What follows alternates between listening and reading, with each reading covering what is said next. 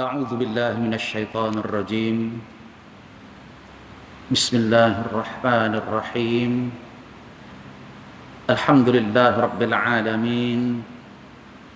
الصلاة والسلام على سيدنا محمد الرسول الأمين وعلى آله وأصحابه أجمعين. اللهم رب اشرح لنا صدورنا ويسر لنا أمورنا واحلل عقدة من ألسنتنا تفقه أقوالنا. اللهم إنا نعوذ بك من علم لا ينفع ومن قلب لا يخشع ومن نفس لا تشبع ومن دعوة لا يستجاب لها. قال الله تعالى في القرآن العظيم: أعوذ بالله من الشيطان الرجيم. يا أيها الذين آمنوا اتقوا الله حق تقاته ولا تموتن إلا وأنتم مسلمون. صدق الله العظيم. وقال النبي صلى الله عليه وسلم: من خرج في طلب العلم وهو في سبيل الله حتى يرجع، أو كما قال النبي صلى الله عليه وسلم. Yang saya muliakan Tuan Imam Masjid Al-Bukhari Hafizakallah, dan yang saya muliakan ahli jawatan kuasa, para asatif wal ustadzah sa'azakumullahu jami'an, dan yang saya muliakan tuan-tuan dan puan-puan muslimin dan muslimat rahimakumullahu ta'ala jami'an. InsyaAllah pada malam hari ini kita akan teruskan lagi wasiat Rasulullah sallallahu alaihi wasallam berkenaan dengan at-tarahum baina al-khalqi, saling mengasihi terhadap sesama makhluk. Dan seterusnya kita akan sebutkan contoh sifat mercy, sifat pengasih, sifat penyayang yang ditunjukkan oleh Rasulullah sallallahu alaihi wasallam. Yang terakhir ini adalah kepada orang yang kafir. Maknanya umat Islam ketika bermuamalah kepada orang-orang yang bukan Islam, hendaklah bermuamalat seperti yang diajarkan oleh Rasulullah sallallahu alaihi wasallam. Bukanlah muamalat yang diasaskan dengan sifat benci. Sebab tuan-tuan dan puan-puan dirahmati Allah, kita perlu ingat bahawa kafir ini ada kafir hirbi dan juga ada kafir zimmi. Kafir hirbi adalah kafir yang wajib diperangi sekiranya orang kafir itu terlebih dahulu memerangi umat Islam. Ini namanya kafir hirbi. Adapun kafir zimmi, mereka adalah bukan daripada golongan orang-orang yang beriman dan Islam, tetapi tidak memerangi umat Islam. Bahkan keselamatan orang-orang kafir zimmi ini di bawah jaminan dan kekuasaan khalifah ataupun pemimpin umat Islam. Jadi perlu kita faham kafir ada dua. Ada kafir zimmi, ada pula kafir harbi. Jadi jangan kita umumkan ya secara merata. Selagi dia kafir, dah saya benci. Dah. Bukan ini yang ditunjukkan oleh Rasulullah sallallahu alaihi wasallam. Bukan ini cara yang diajarkan oleh Rasulullah sallallahu alaihi wasallam. Jadi tuan-tuan perlu ingat bahawa di dalam hukum berjiran, khususnya dalam syarak, bahawa jiran ini ada 3 golongan. Ada golongan jiran yang dia kaum kerabat kita. Pada saat itu ada 3 haknya wajib dipenuhi. Jiran yang merupakan kaum kerabat kita, adik-beradik dan keluarga kita. Apa haknya yang wajib dipenuhi? Yang pertama, hak kaum kerabat, hak kekeluargaan. Yang kedua, hak berjiran. Dan yang ketiga, hak sesama insan, sesama manusia, kemanusiaan, humanity. Kemudian ada jenis yang kedua, jiran yang bukan daripada kaum kerabat kita, tetapi dia Islam. Pada saat itu, jiran ini ada dua haknya. Yang pertama, hak dia sebagai sesama umat Islam. Dan hak umat Islam ini apa? Di antaranya kata Rasulullah sallallahu alaihi wasallam, haqqul muslim 'alal muslim khamsah. Hak orang Islam terhadap umat Islam yang lainnya ada 5. Di antaranya raddus salam, menjawab salam. Mengucapkan salam ini hukumnya sunnah. Tapi raddus salam, menjawab salam ini hukumnya wajib. Hak dia. Iyadat al-marid. Hak umat Islam kepada umat Islam yang lainnya adalah perlu kita lawat dan jenguk kalau dia sakit. Tak kira dia adik-beradik, kawan ataupun bukan. Selagi dia umat Islam, kalau dia sakit, maka hak dia untuk kita lawat. Yang ketiga, ittiba'ul janaiz. Hak umat Islam sesama Islam yang lainnya, kita menjenguk, menghantar dan menyelesaikan jenazahnya. Kemudian yang berikutnya adalah ijabatud da'wah, memenuhi jemputannya, khususnya walimah ataupun kenduri. Ini hak umat Islam yang perlu kita penuhi. Jadi jiran yang kedua tadi, yang bukan kaum kerabat tetapi dia sesama Islam, ada dua haknya. Hak sesama umat Islam dan hak al-insaniyah, sesama kemanusiaan. Ada jenis jiran yang ketiga, yaitu jiran yang bukan Islam, juga bukan daripada kaum kerabat. Ada tidak haknya? Ada haknya, tuan-tuan. Hak jiran kita walaupun bukan Islam, hak dia adalah sesama insan. Apa hak sesama insan? Saling menghormati, tidak menyakiti antara satu dengan yang lainnya. Ini di antara hak-hak kemanusiaan. Jadi kalau kemanusiaan tadi maksudnya kalau dia memerlukan pertolongan, kita perlu menolong orang tersebut meskipun dia bukan Islam. Sebab itu Nabi mengatakan 3 kali, Nabi bersumpah, wallahi la yu'min, wallahi la yu'min, wallahi la yu'min. Demi Allah, tidak sempurna iman umatku. Demi Allah, tidak sempurna iman umatku. Demi Allah, tidak sempurna iman umatku. Man ya Rasulullah? Siapakah mereka itu ya Rasulullah? Man la ya'man jaruhu bawa'iqahu. Seorang jiran yang tidak rasa aman, merasa terganggu daripada jiran dia.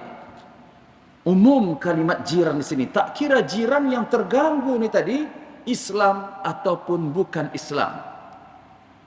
Jadi saya bicara masalah jiran di sini, ini adalah hubungan yang sangat dekat kepada kita. Untuk kita memiliki sifat pengasih, sifat berbelas kasih dan saling menyayangi, meskipun dia bukan Islam.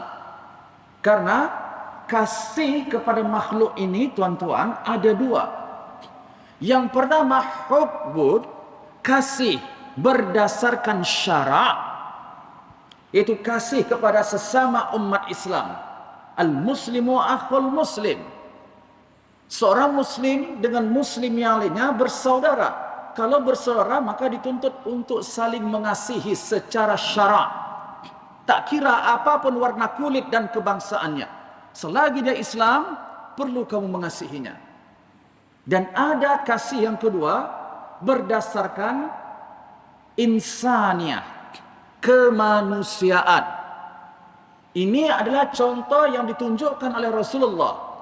Betapa sayang dan kasihnya Rasulullah kepada makhluk yang tidak mahu mengucapkan di akhir hayatnya la ilaha illallah. Siapa? Pakciknya Abu Talib.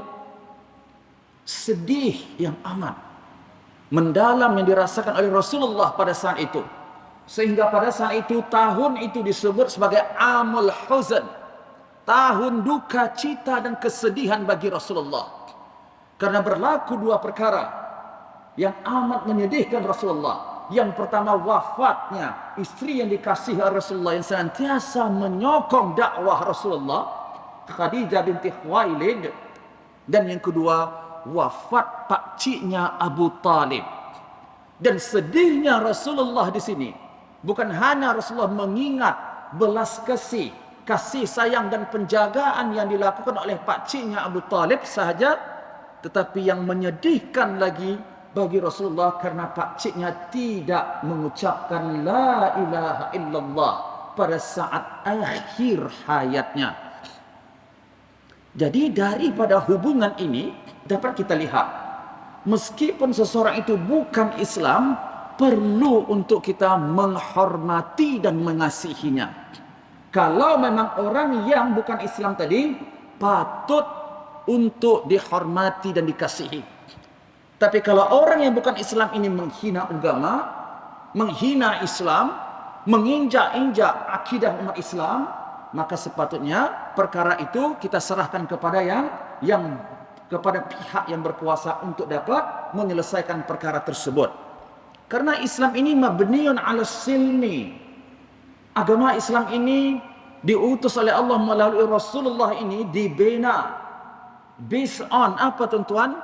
Kesejahteraan, damai, bukan atas asas permusuhan. Jadi jangan karena kita memiliki jiran yang bukan Islam, maka dalam hati kita sudah letakkan dalam mindset kita apa? Ini bukan saudaraku. Dia ini patut aku benci. Allahu Akbar. Bermana kita masih lagi dikategorikan orang yang jahil. Orang yang tidak faham. Sebab tu Allah mengatakan laqad kana lakum fi Rasulillahi uswatun hasanah. Sudah jelas kata Allah.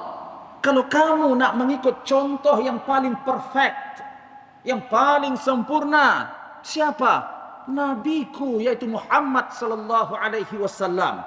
Contoh for everything yang ditunjukkan oleh Rasulullah. Berkenaan dengan apa? Apa sahaja. Dalam bab keduniaan, contoh Rasulullah. Dalam bab agama, contoh Rasulullah. Dalam bab kekeluargaan, contoh Rasulullah. Tapi ketika ditanya seluruh umat Islam, adakah panutan dan contoh yang kamu pegang saat ini? Rasulullah atau selain daripada Rasulullah? Maka jawablah sendiri. Sebab tu kalau kita mengikut apa yang diajarkan oleh Rasulullah, meskipun kita tidak akan sampai kepada level seperti Rasul, karena Rasul yang terakhir itu hanya Nabi Muhammad SAW. Tetapi kita disuruh untuk merujuk kepada Rasulullah. Ketika saya dan tuan-tuan solat, rujukan utamanya apa? Rasulullah. Bagaimana cara Rasulullah solat? Sallu kama ra'aitumuni usalli. Apa yang dilakukan oleh Rasulullah ketika dan sepanjang Rasulullah salat. Tapi kenapa ada yang tidak mahu ikut, bahkan tak tahu sama sekali apa yang dilakukan oleh Rasulullah? Karena kejahilan dan karena keegoan kita tidak nak belajar Al-Quran dan juga sunnah Rasulullah SAW. Sebab tu dalam akidah Al-Muslim, Al-Imam Al-Ghazali mengatakan bahwasanya min maqasid, daripada tujuan utama Allah turunkan Al-Quranul Karim kepada Rasulullah, bukanlah tujuan utamanya tardid al-fadh Qur'aniyah min haithul lisan. Kita membaca mengulang-ulang lafaz Al-Quran itu, bukan ini goal ataupun purpose utama, tujuan utama daripada diturunkannya Al-Quran.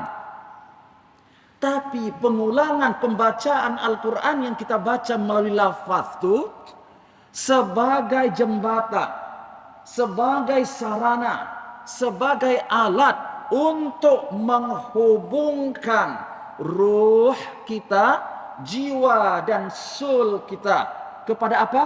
Kepada kalamullah, yaitu kepada Al-Quranul Karim. Apabila sudah terhubung hati, ruh dan jiwa kita terhadap Al-Quran yang kita baca, maka dengan izin Allah, hubungan tersebut akan dapat menyucikan hati dan jiwa manusia. Itu yang dikatakan oleh Rasulullah, innal qulub tasda'u kama yasda'u al-hadid. Hati manusia ini berkarat seperti berkarat besi. Bagaimana cara membersihkan hati berkarat? Salah satunya kata Rasulullah, bitilawatil Quran, dengan membaca Al-Quran Karim. Membaca Al-Quran Karim di sini maksudnya membaca daripada segi lafaz dengan mentadabburkan, menghayati serta melakukan hubungan antara jiwa dan roh dia kepada ayat Al-Quran yang ia baca tersebut. Jadi ini jenis-jenis jiran dan juga hak-haknya.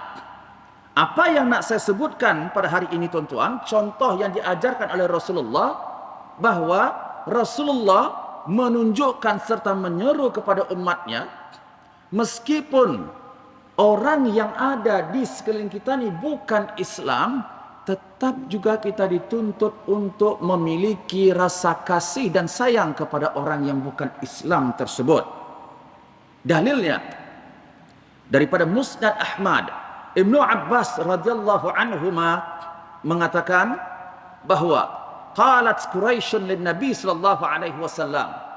Suatu ketika orang Quraisy, orang kafir Quraisy, mereka berkata kepada Rasulullah sallallahu alaihi wasallam, "Ya Muhammad, wahai Muhammad, ud'u lana rabbaka an yaj'al lana as-safa dhahaban wa nu'minu bik." Muhammad, berdoalah kamu sekarang kepada Tuhanmu. Apa doanya? Coba saat ini kamu minta kepada Tuhanmu untuk menjadikan bukit Safa itu menjadi zahab, emas. Kalau Tuhanmu mampu melakukan perkara tersebut, nu'min bika, kami akan beriman lani kepadamu. Jadi mereka mencabar Nabi Muhammad SAW dengan, kalau zahab ataupun bukit Safa ini berubah menjadi emas, kami akan masuk Islam, kami akan beriman kepadamu. Qala wa taf'aluna, maka Nabi SAW bersabda, betul kamu berpegang dengan janjimu? Betulkah kamu akan masuk Islam dan beriman kalau Allah dan Tuhanku merubah bukit Safa ini menjadi emas? Qalu na'am. Maka mereka mengatakan, ya, kami pegang ucapan dan janji kami. Kalau berubah bukit Safa menjadi emas, kami beriman kepadamu. Kemudian fada'a, Nabi pun berdoa kepada Allah Subhanahu wa taala. Tiba-tiba pada saat Nabi berdoa, atahu Jibril. Allah pun mengutus Jibril. Maknanya ketika Nabi berdoa tu, Jibril pun datang sampai menjumpai Rasulullah sallallahu alaihi wasallam. Apa kata Jibril? Ya Muhammad, wahai Nabi Allah Muhammad, inna rabbaka azza wa jalla yaqra alaika salam. Sesungguhnya Allah Subhanahu wa taala mengucapkan salam kepadamu. Ini bukan seperti salamnya makhluk ya tuan-tuan. Kalau ini berkenaan dengan sifat dan zat Allah, maka buang jauh-jauh perkara yang kita bicarakan tentang zat Allah ini sama sekali tidak akan pernah sama dan mirip dengan makhluk. Jadi jangan anda andaikan Allah berbicara kepada Jibril seperti berbicaranya makhluk. Bermakna kita telah tidak beriman kepada firman Allah, laisa kamitslihi syai'un. Tiada yang dapat menyerupai Allah, dan Allah tidak menyerupai apapun. Dan tidak perlu ditanya bagaimana cara salam Allah itu bukan menjadi taklif dan tuntutan ke atas kita. Saya ingatkan benda ini, takut tiba-tiba terlintas di fikiran anda. Ini boleh menyebabkan anda menyamakan Allah dengan makhluk. Ini boleh rusak dan menggugurkan akidah. Wal'iyadzubillah min dzalik. Jadi kata Jibril, wahai Muhammad, Allah mengucapkan salam kepadamu. Bagaimana? Serahkan ilmunya kepada Allah. Jangan dicari, jangan didetail, dianalisis. Kemudian wa yaqul, dan ia mengatakan, in syi'ta asbaha lahum as-safa dhahaban. Faman kafara ba'da dhalik minhum azabtuhu azaban la u'adzibuhu ahadan minal alamin wa in syi'ta fatahtu lahum babat taubah warrahmah. Jadi Jibril alaihi salam menyampaikan wahyu yang disampaikan oleh Allah Subhanahu wa taala. Apa kata Jibril? Allah berfirman, Allah berpesan, wahai Muhammad. Yang pertama, jika kamu nak, Allah akan jadikan bukit Safa itu emas. Dengan sangat mudah Allah jadikan. La ni juga kata Jibril, apa yang dipesan oleh Allah Subhanahu wa taala. Tetapi ingat, kalau Allah sudah jadikan bukit Safa ini berubah menjadi emas, dan mereka yang berjanji tadi untuk beriman tidak beriman, mereka ingkar janji, mereka kekal dengan kekafiran mereka, azabtuhu azaban, akan ku azab mereka, kata Allah, dengan azab yang belum pernah dirasakan oleh makhluk yang pernah diazab oleh Allah. Kalau di dunia ini Allah pernah mengazab kaum Nabi Musa seperti Fir'aun, kaum Nabi Lot, kaum Nabi Nuh, orang yang ingkar terhadap janjinya tadi tetap menjadi kafir, apabila sudah dirubah Safa tadi menjadi emas, lebih dahsyat lagi azab itu yang akan diberikan oleh Allah daripada umat terdahulu. Ini kata Allah. Ini option yang pertama. Yang kedua, Allah berfirman, firman di sini hadis Al-Qudsi, ya tuan-tuan. Jadi firman Allah sama ada Al-Qur'anul Karim ataupun hadis Qudsi. Jadi jangan heran yang Ustaz sebut ni firman Allah tapi tak ada pun dalam Al-Quran. Sebab firman Allah itu ada yang di dalam Al-Quran, ada pula yang sifatnya hadis Qudsi. Adakah bezanya Ustaz? Ada.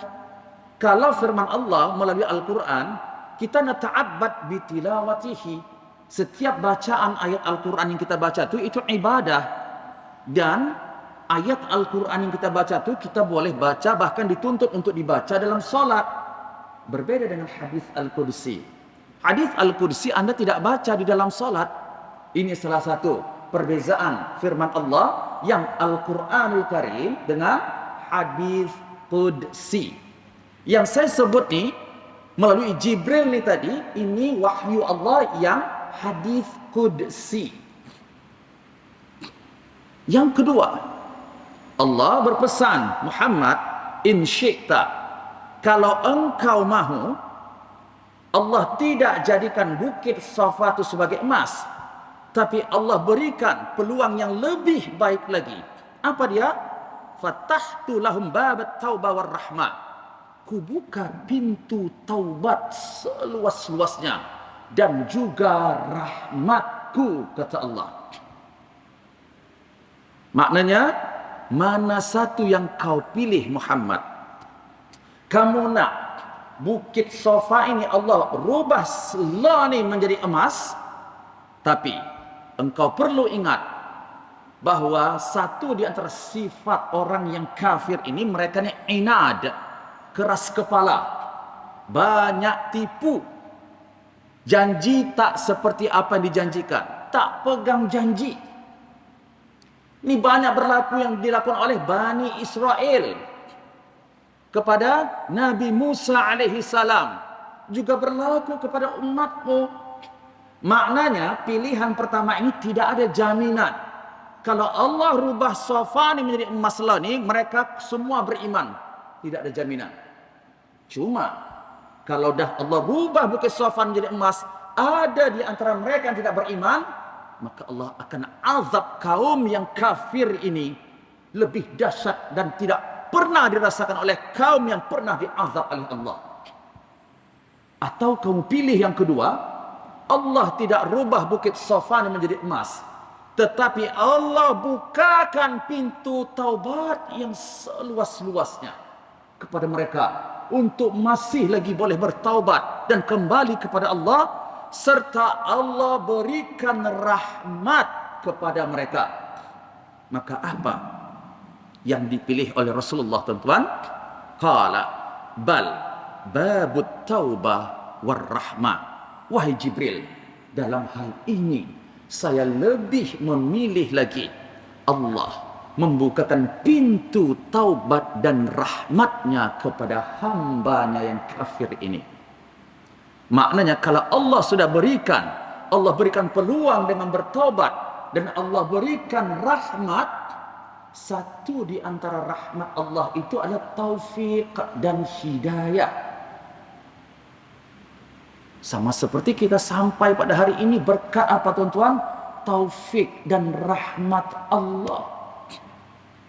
Dan pada hari akhirat kelak yang sudah kita sebutkan, kata Rasulullah, masuknya makhluk ini ke dalam syurga Allah, selamat mereka daripada azab Allah, bukan karena amalannya, tapi karena rahmat Allah. Ini yang dinakkan oleh Rasulullah.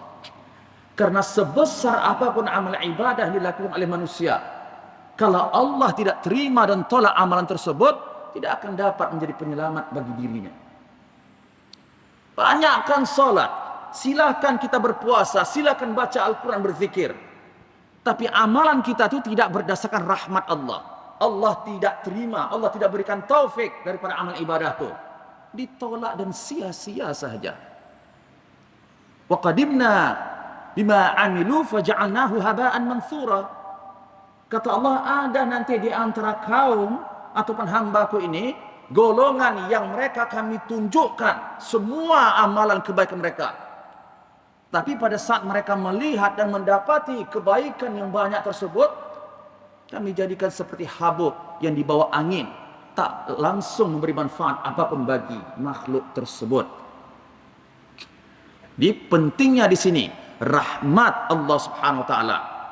Jadi, apa yang nak kita bicarakan di sini adalah contoh sifat kasih yang Nabi tunjukkan kepada kita semua, bahwa Nabi lebih lagi memilih untuk supaya Allah memberikan rahmatnya, taufiknya kepada orang-orang kafir tersebut, berbanding Allah jadikan bukit Safa itu menjadi emas. Dan taufik serta hidayah ini, tuan-tuan, di dalam ilmu syarak rasanya pernah saya jelaskan, ada dua jenisnya. Ada hidayah yang sifatnya umum, komprehensif ataupun general. Ada pula hidayah ini sifatnya khusus. Hidayah yang umum ada 4. Ini umum diberikan oleh Allah kepada semua makhluknya, tak kira ia beriman ataupun tidak. Hidayah fitrah, hidayah panca indera, hidayah akal, hidayah agama. Sampai tak agama kepada Firaun, tuan-tuan? Agama maksudnya apa? Sampai tak risalah kepada Firaun supaya dia dituntut untuk mentauhidkan Allah?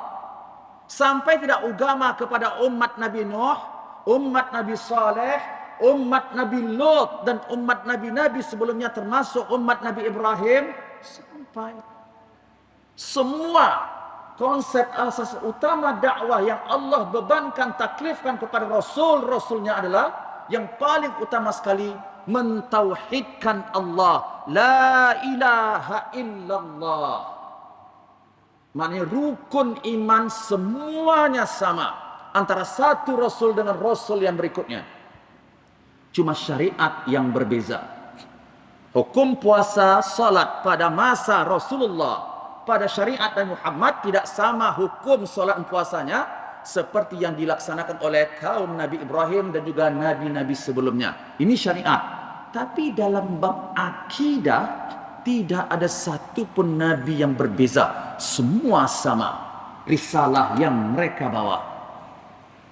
Jadi tuan-tuan yang dirahmati Allah, Rasulullah SAW memohon kepada Allah agar supaya Allah senantiasa berikan rahmatnya. Jadi kalimat rahmat ini masuk di dalamnya taufik. Itu yang kita sebutkan tadi, taufik ini maksudnya salah satunya adalah hidayah. Dan hidayah tadi saya rujuk daripada tafsir Al-Munir lil Imam Dr. Wahbah Az-Zuhaili ketika mentafsirkan Ihdinas Siratal Mustaqim surah Al-Fatihah. Hidayah tadi ada yang umum ni 4: fitrah, hidayah hawas, panca indera, hidayah akal, dan hidayah agama. Semua Allah beri ni hidayah ni, termasuk Abu Jahal, Abu Lahab, sampai agama tu kepada mereka. Betul tuan-tuan? Tapi ada satu lagi hidayah khasah, hidayah khusus, hanya milik Allah sahaja.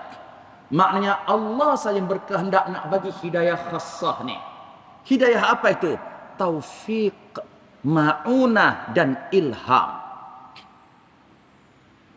Maknanya kalau Allah tutup pintu taufik daripada hati manusia tu, maka jangan pernah bermimpi dapat mengenal Allah, melakukan apa diperintahkan oleh Allah. Sebab tu tuan-tuan, jangan lupa bersyukur for everything yang Allah berikan kepada kita. Termasuk yang paling utama, kita bersyukur karena kita diberi oleh Allah taufik untuk dapat melakukan ibadah. Karena tanpa taufik yang Allah berikan, kita tidak mampu untuk melakukan apa sahaja ibadah, tuan-tuan. Dan bukan hanya itu, yang kita perlu pohon daripada ibadah yang kita lakukan tadi, supaya Allah terima dan ridai ibadah kita tu. Ini adalah contoh rahmat yang ditunjukkan, yang diajarkan oleh Rasulullah SAW. Kepada siapa? Kepada orang yang bukan Islam.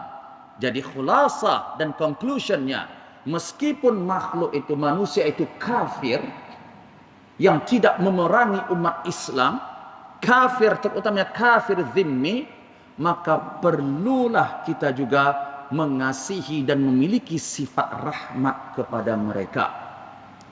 Dan dalam riwayat yang lain juga, ini selalu anda dengar dalam bab atau fiqhus sirah, sirah Rasulullah SAW, bagaimana ya perasaan dan fizikal Rasulullah disakiti ketika Rasulullah sampai di Taif untuk menyampaikan dakwah, menyampaikan tauhid, mentauhidkan Allah, memperbetulkan akhlak. Pada saat itu Rasulullah dilempar, dihina, diejek, bahkan dikatakan gila, sampai terluka anggota tubuh badan Rasulullah SAW. Dan pada saat itu Rasulullah pun dalam keadaan terluka dan sedih yang mendalam. Datanglah Jibril menawarkan kepada Rasulullah SAW, wahai Muhammad, kedua malaikat gunung itu menyampaikan salam kepadamu.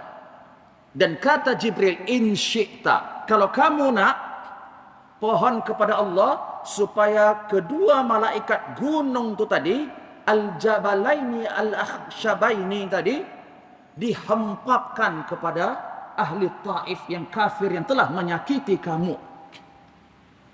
Ini yang ditawarkan oleh Jibril kepada Rasulullah SAW. Maknanya meskipun orang kafir itu tadi menyakiti Nabi, tetap juga Nabi membalas perbuatan buruk tersebut dengan apa? Dengan sifat rahmat. Bukan hanya setakat memaafkan, tapi rahmat. Apa sifat rahmat yang Nabi nakkan daripada orang-orang Taif yang telah menyakiti Nabi ini tadi? Kata Rasulullah, la, saya tidak perlukan dua malaikat gunung ini menghempap mereka, memusnahkan mereka, membinasakan mereka. Bal arju, tetapi yang aku harapkan, an yukhrijallahu min aslabihim man ya'budullah wa la yusyrik bihi syai'an. Yang aku harapkan daripada Allah untuk mereka ni, orang kafir di Taif ini, supaya Allah bukakan pintu hati mereka untuk beriman kepada Allah dan tidak mensekutukan Allah dengan apapun. Tuan-tuan, kalau kita tanya diri kita hari ini, pernah tak kita mendoakan orang-orang kafir Khususnya yang ada di sekeliling kita dulu. Saya tidak bicara orang kafir di luar sana. Pernah tak sekali kita mendoakan? Contohnya jiran, tonton ada jiran yang bukan Islam. Saya tidak mention ya agama apapun, janji bukan Islam dia. Pernah tak kita doakan, ya Allah, berilah hidayah kepada makhlukmu ini ya Allah, supaya mereka mau beriman kepadamu ya Allah. Pernah tak? Kalau belum pernah, bermakna kita belum lagi mencontoh apa yang telah dilakukan oleh Rasulullah Sallallahu Alaihi Wasallam. Anda pun pernah mendengar kisah seorang gulam budak Yahudi yang sakit sudah mau wafat, dijenguk oleh Rasulullah. Nabi jenguk, Nabi lawat nih orang yang bukan Islam, Yahudi, anak nih. Kemudian Rasulullah pun menawarkan kepada anak tadi, ucapkan la ilaha illallah. Maka anak tadi pun melihat ayahnya dan bertanya, bagaimana? Maka lakukan apa yang disuruh oleh Abul Qasim, yaitu Nabi Muhammad SAW. Subhanallah. Jadi ini Islam. Islam bukan melulu cerita kebencian, tuan-tuan, yang sangat pelik. Dahlah semua orang kafir, dahlah kita saling benci nih. Contohnya, sesama umat Islam pun kita suka memberi api untuk saling membenci, dikarenakan kita salah faham dalam satu hal, dalam satu perkara. Ini tidak seperti yang diajarkan oleh Rasulullah. Rasulullah nak Islam ini saling mengasihi, saling mendoakan. Dan satu lagi ingin saya sampaikan kepada kita semua, demi Allah tidak rugi Tuhan mendoakan orang lain. Karena apa? Karena doaul muslim li akhihi fi dhahri al-ghaib mustajab. Doa orang Islam kepada saudaranya yang lain yang tanpa sepengetahuan mereka, doa itu mustajab. Tuhan doakan saya doakan Tuhan, tapi saya tak bagi tahu kepada Tuhan. Saya doa, ya Allah, berikanlah kami hati yang istiqamah ya Allah kepada diriku ya Allah, jamaah Masjid Bukhari ini ya Allah, dan kepada seluruh umat, kepada hamba-hambamu ya Allah. Amin ya Rabbal Alamin. Tapi tidak saya beritahu contohnya. Begitu juga Tuhan. Doa itu kata Rasulullah mustajab. Fa'indahu malak muwakkal. Ketika kita berdoa tuh ada malaikat muwakkal, tuan-tuan, yang mengaminkan doa kita. Bukan hanya mengaminkan doa kita, malaikat muwakkal ini juga berdoa kepada Allah, ya Allah, berikanlah orang yang berdoa ini kebaikan seperti mana dia berdoa untuk orang lain kebaikan tadi ya Allah. Sebab itu jangan sekali-kali kita berdoa yang buruk untuk orang lain. Karena ada malaikat yang aminkan doa kita dan minta kepada Allah supaya lakukan perkara yang sama seperti kita doakan kepada orang lain tersebut. Jadi jangan kata, selalunya kita nak supaya amal kita ini nampak, kebaikan kita ini nampak oleh saudara dan sahabat kita. Tak perlu Tuhan. Ada raqib dan atid. Ilmu Allah itu melingkupi segala sesuatu, zahir ataupun batin. Doakan. Jadi inilah contoh yang diajarkan oleh Rasulullah Sallallahu Alaihi Wasallam. Kemudian, faman narhab. Kalau kita sudah tahu contoh-contoh sifat pengasih dan rahmat ditunjukkan oleh Rasulullah, siapakah orang yang perlu, makhluk yang perlu kita kasihi di atas muka bumi ini? Yang pertama sekali adalah kasihi dirimu sendiri. Bagaimana mengasihi diri sendiri, tuan-tuan? Mengasihi diri sendiri sini maksudnya adalah untuk menjauhkan diri kita ini daripada melakukan perbuatan maksiat. Karena kalau kita membiarkan diri kita melakukan maksiat kepada Allah, mati tidak bertobat kepada Allah daripada maksiat tersebut, ini bermakna kita telah membiarkan diri kita binasa dan dibakar oleh Allah nanti di dalam api neraka jahanam. Wal'iyadzubillah min dzalik. Seorang yang melakukan maksiat, tuan-tuan, pada hakikatnya mereka adalah orang yang tidak sayang kepada dirinya sendiri.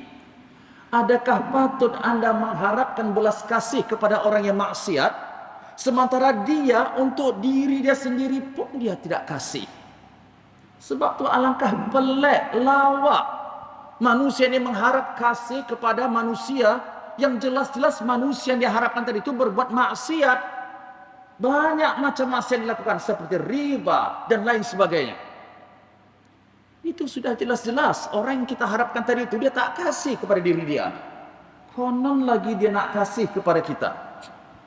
Jadi yang pertama apa tuan-tuan? Kasihi dirimu sendiri. Dengan cara apa? Yang pertama menjauhi semua perkara maksiat. Dan yang kedua, kasihi dirimu sendiri dengan memperbanyak melakukan amalan-amalan soleh.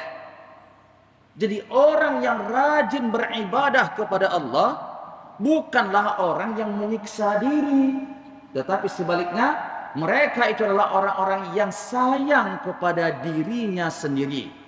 Tetapi pada saat beribadah tuan-tuan, ada batasan-batasan yang ditetapkan oleh syarak. Maknanya tidak at-tafrid wala al-ifrat. Tidak berlebihan dan tidak kurang.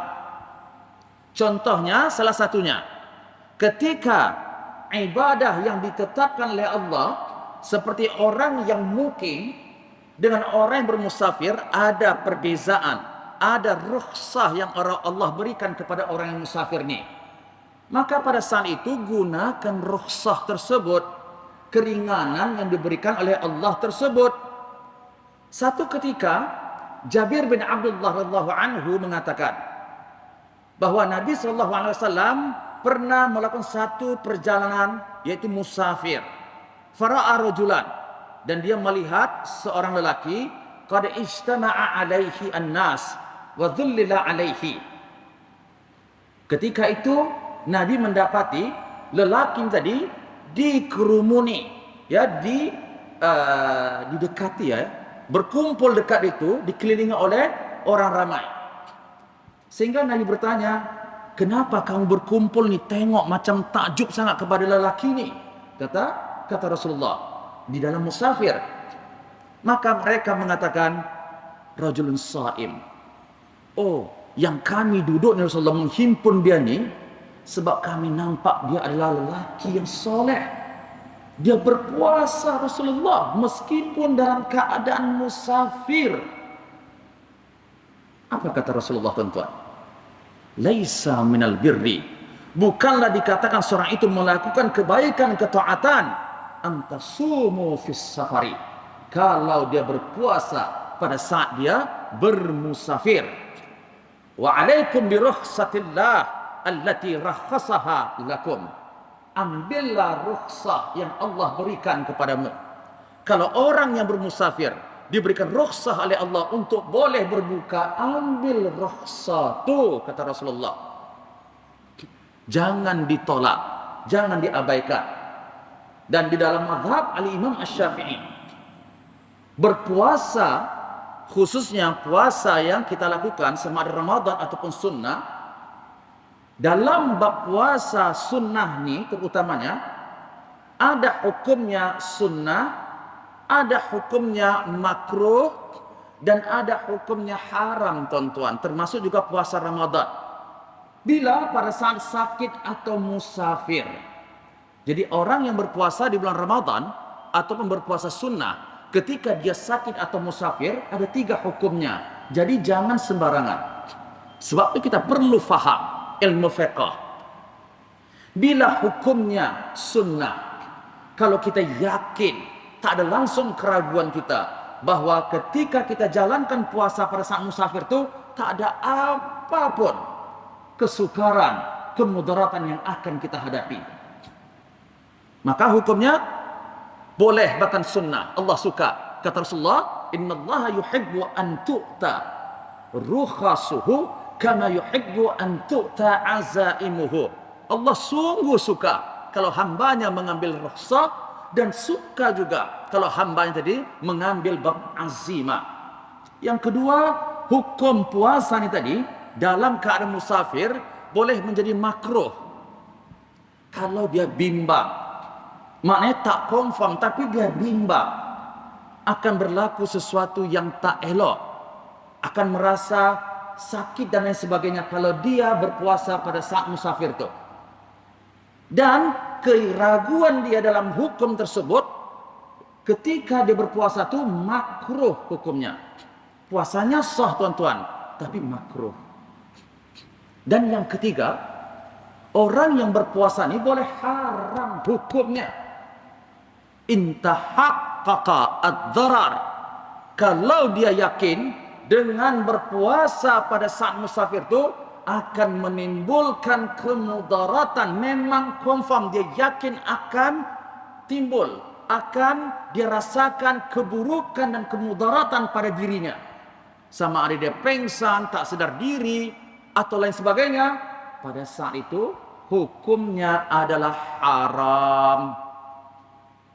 Ini saya bicara dalam mazhab Al-Imam Asy-Syafi'i rahimahullahu ta'ala. Ini maksudnya mengasihi diri sendiri.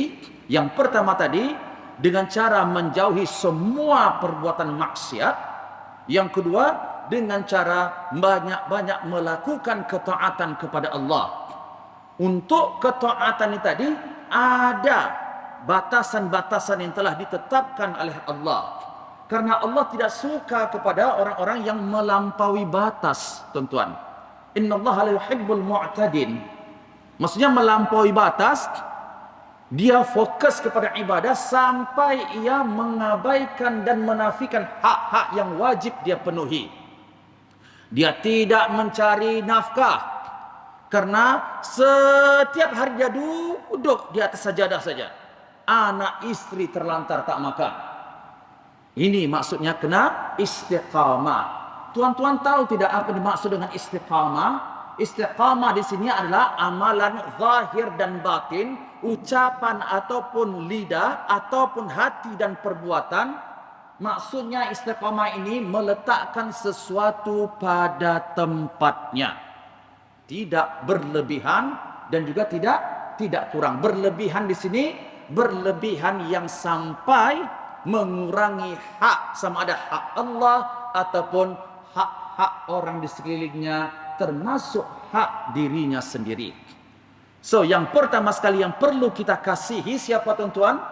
Sudah tentu Allah dan juga Rasulullah. Dan yang berikutnya adalah kita kasihi diri kita sendiri. Baik, kemudian yang kedua, siapa yang perlu kita kasihi? Mengasihi istrinya. Dan mengasihi istri ini sudah saya pernah sampaikan kepada kita semua. Kemudian yang ketiga, mengasihi anak-anaknya. Yang keempat, mengasihi orang tuanya.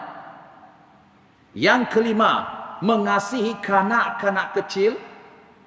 Yang keenam, mengasihi anak yatim. Apa kata Abu Darda ketika ia datang kepada Rasulullah SAW? Maknanya ketika itu datang seorang lelaki kepada Rasulullah. Mohon maaf saya ambil masa sedikit sebab minggu hadapan saya nak masuk wasiat yang baru. Jadi kata Abu Darda meriwayatkan lelaki tadi mengadu kepada Rasulullah. Hati dia keras sungguh. Payah betul nak menerima nasihat. Maka kata Rasulullah, "Atuhibbu an yalina qalbuka wa tudrik hajataka?" Kamu nak hatimu menjadi lembut dan Allah penuhi hajatmu? Kalau kamu nak Allah lembutkan hatimu dan Allah mudahkan urusanmu, Allah penuhi hajatmu, kata Rasulullah, irham al-yatim. Berbelas kasih kepada anak yatim, wamsah ra'sahu, sapu kepalanya, wa at'imhu min ta'amik. Bagi dia makan seperti apa yang engkau makan. Yalin qalbuka wa tudrik hajataka. Kalau kamu lakukan perkara itu, hatimu akan menjadi lembut dan Allah akan penuhi setiap hajatmu. Ini kata Rasulullah SAW. Kemudian juga siapa lagi yang berhak untuk dikasihi? Yaitu orang-orang fakir miskin. Dan mengasihi orang-orang fakir miskin di sini tuan termasuk juga kita membantu mereka. Apa kata Rasulullah? As-sa'i 'alal armala wal masakin kal mujahid fi sabilillah. Orang yang berusaha membantu orang-orang miskin dan juga ibu tunggal yang janda sehingga kita mampu menutupi keperluan hidupnya, maka pahala mereka ini seperti orang yang berjihad di jalan Allah, atau seperti orang yang tidak pernah tinggal daripada menunaikan qiyamul lail, atau seperti seseorang yang tidak pernah meninggalkan puasa di siang hari. Ini balasan bagi orang yang membantu orang-orang fakir miskin.